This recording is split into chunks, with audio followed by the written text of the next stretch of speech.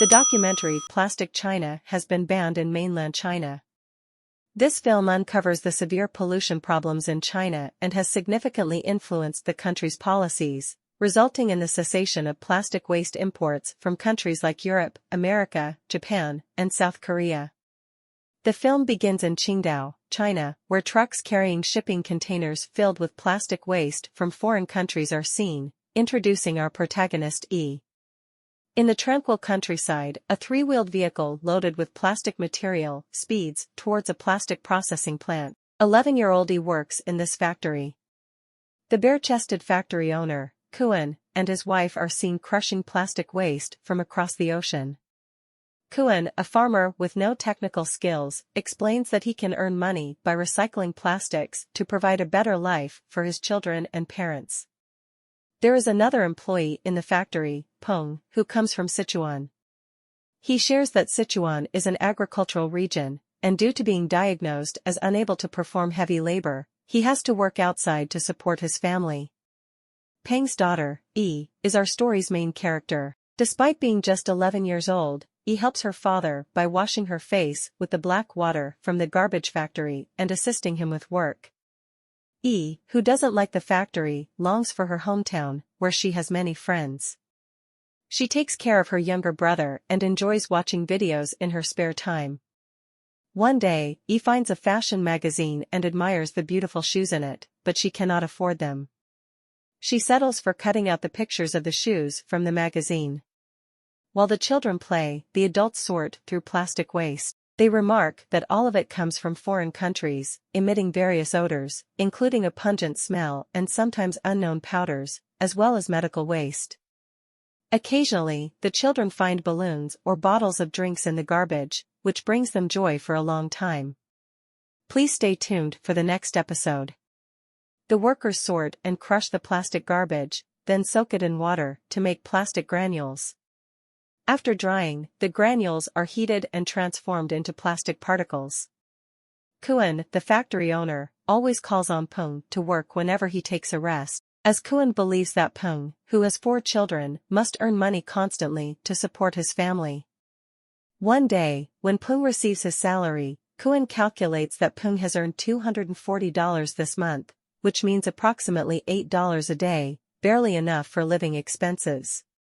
There is not enough money to send the children to school.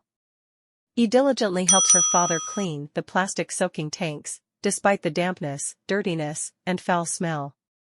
Sometimes, Yi's grandmother calls to check on the well-being of Peng and his wife. E always tells her that her parents and younger brother are doing well, but expresses how much she misses her grandmother and the pigs, chickens, cows, sheep, and apples in her hometown. She really wants to go to school, but lacks the funds to do so. Sometimes, the children find an American newspaper and point to the pictures, saying it represents the United States with its sunshine, beaches, and waves. One day, Kuan's wife hands him a tax bill, reminding him to pay it. Kuan laments that there are approximately 5,000 factories like his in their town, and the electricity and taxes have become expensive. The government collects a significant amount of taxes from these factories every year. Some plastic waste that the Chinese factories cannot handle is directly dumped by the riverside.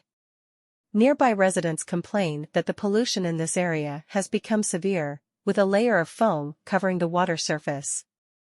The once white sand has turned completely black, and people dare not use the groundwater anymore, instead having to buy water from other places. Sometimes, when sheep consume plastic, they cannot gain weight. After slaughtering the sheep, their stomachs are found filled with plastic. Although this garbage is dumped here, the children enjoy sifting through it because they can find glasses, Mickey Mouse, small cans, and other items that they can wash and use or play with.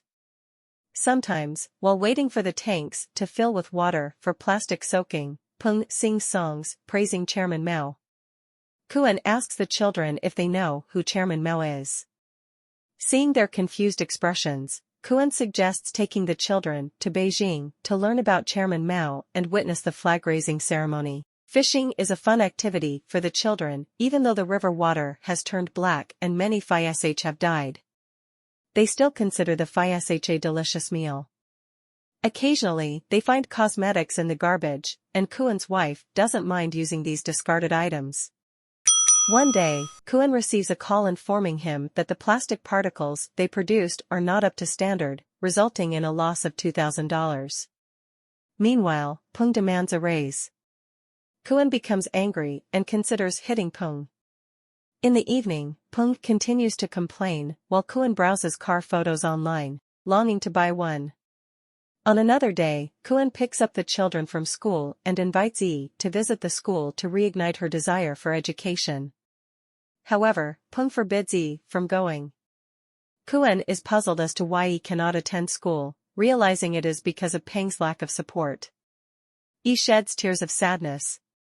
Sometimes, when Peng is drunk, he says that children are intelligent, but without education, their potential is wasted.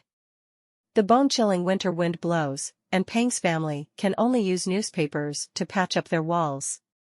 During the day, the children sometimes use newspapers as capes, pretending to be heroes. Other times, they look at the exquisite pictures of food in advertisements, imagining themselves taking a bite. In his free time, director Kuen looks at car-related pages in English newspapers and ponders how much he desires to buy a car. Soon, director Kuen takes his family, along with Peng's family, to a car exhibition. As they see a car worth $80,000, director Kuen remarks that it would take his family 10 years of work to afford it. Sitting inside the car, director Kuen repeatedly calls his wife to come and experience it. In the midst of the crowd, Peng tightly holds on to Yi, who feels a sense of unease. Finally, director Kuen brings home the car he has longed for, and the whole family sits inside, filled with immense joy. Yi's younger brother asks their father when they will return to their hometown, and Peng replies, "Tomorrow." Yi's younger brother is skeptical, but he quietly expresses her trust in their father. Peng takes the children to buy train tickets, but the station staff insists on having identification cards. Peng explains that the children don't have any, and the staff reply that they won't be able to travel without them. Peng is left with no choice but to take the children to the bus station instead. The bus tickets cost $75, and the children also need tickets. Peng says they don't have enough money and can't go back. Sitting in front of the gate at the bus station, tears well up in the eyes of Yi and her family.